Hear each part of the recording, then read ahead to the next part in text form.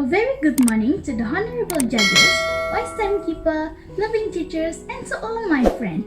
Today, I am going to tell you a story entitled Pinocchio. Once upon a time, there lived an old carpenter named Geppetto.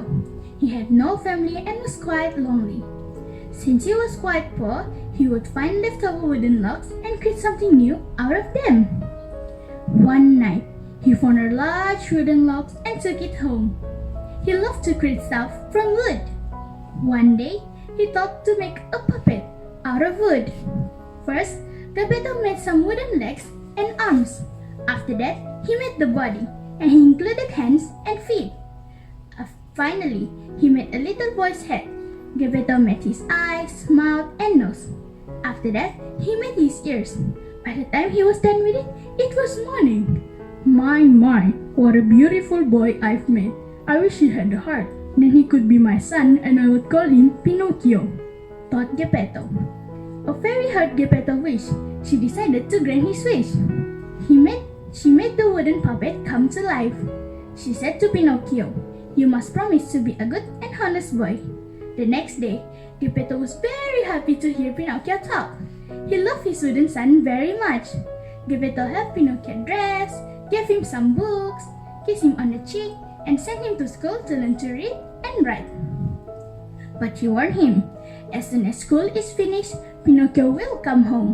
Pinocchio said yes and happily walked toward the school. Geppetto smiled. "Now you can go to school with all the other little boys." At school, Pinocchio saw that all the other children had real arms and legs.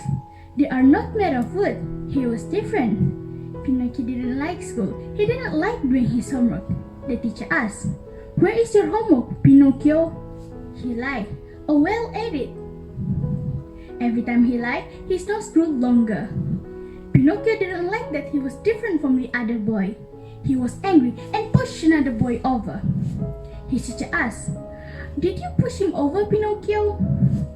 Pinocchio lied. "It wasn't me." Every time he lied, his nose grew longer. One day, Pinocchio decided to hide from his teacher. He hid inside a big toy box, but he couldn't get back out. He shouted, "Somebody help me!" The fairy appeared. Why are you hiding, Pinocchio?" Pinocchio started to lie. His wooden nose grew longer and longer. His nose grew as long as tree branch. The fairy said, "Why are you lying?" Pinocchio cried, "I'm sorry, I promise to never lie again." The fairy smiled.